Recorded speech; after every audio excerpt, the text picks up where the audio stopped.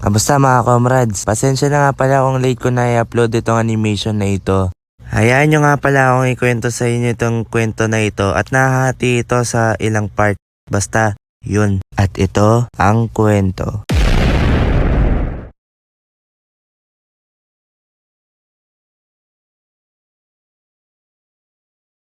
Fourth quarter na ng grade 10. Malapit na ang moving up sa isip namin.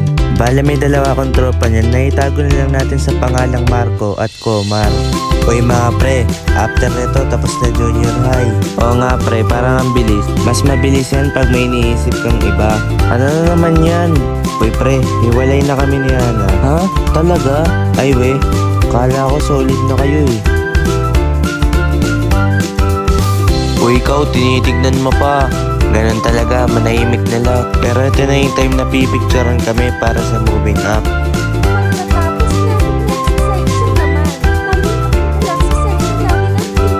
At ito yung unang beses na napansin ko yung kanyang payandahan. Uy pre, nakatingin ka na naman ha.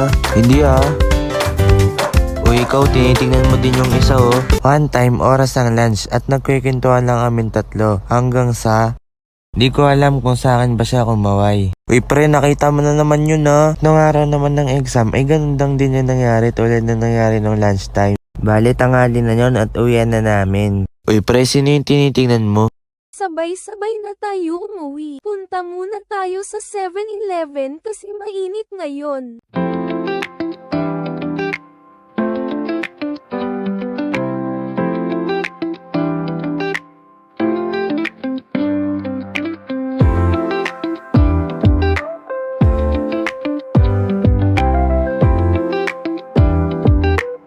At yun, hindi ko pa rin maalis sa isip ko yung nangyari nung araw na yun. At tong general practice ang moving up namin ay pagkatapos ng practice ay umakyat kami sa room at wala kaming ginagawa.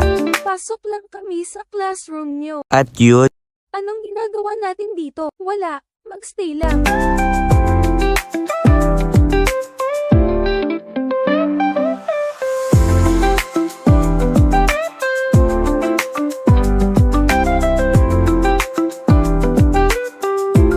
at ito yung first time namin na magkausap. Saan ka nga pala mag-senior high? Dito pa din. Ako din pero sana maging classmate kita. Okay, pause muna. Hindi talaga Ana yung pangalan niya pero itago na lang natin siya sa pangalang Ana. At nung moving up nga pala namin ay nakita ko ulit yung ganda niya. At nung pagkatapos ng program ay hindi kami nagkita dahil umuwi na pala siya nun. One time habang naglalakad ako sa labas ay may nakita akong bagong school na malapit sa amin. And guess what? Nag-enroll ako sa bagong school. Ito pala yung section nila. Saan ka nga pala mag-senior high? Dito pa din. Ako din pero sana maging classmate kita. At doon ko lang yun naalala.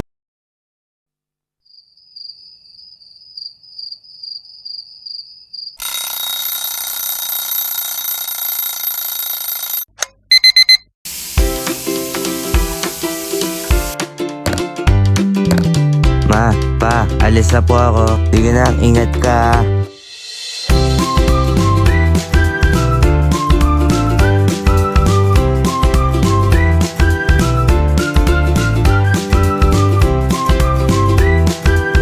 Uy, Drew, anong section ka dati? Sa kabilang school ako dati. Ay wow, transfer pala to. Mukhang tahimik to ha. Tahimik lang sa umpisa.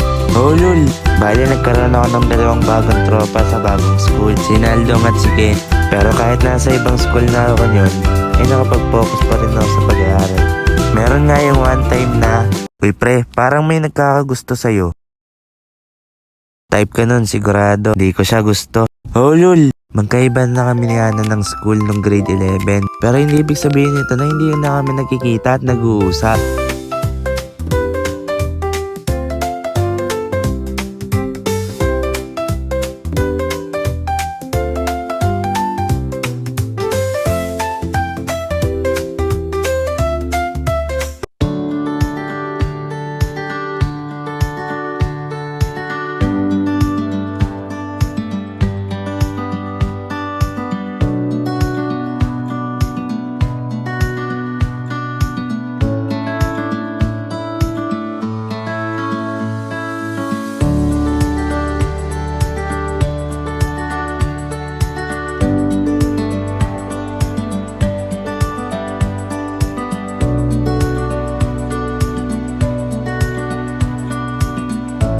See you sa part 2 mga comrades. At sa part 2 nyo rin malalaman kung naging kami ba o hindi. Salamat sa panonood nyo mga comrades. I-like nyo tong animation ko kung nagustuhan nyo. Mag-subscribe na kayo sa aking channel. I-follow nyo na rin ako sa aking Facebook page. At i-follow nyo na rin ako sa TikTok. Abangan nyo palagi at panoorin kapag may bago akong upload. Stay safe mga comrades.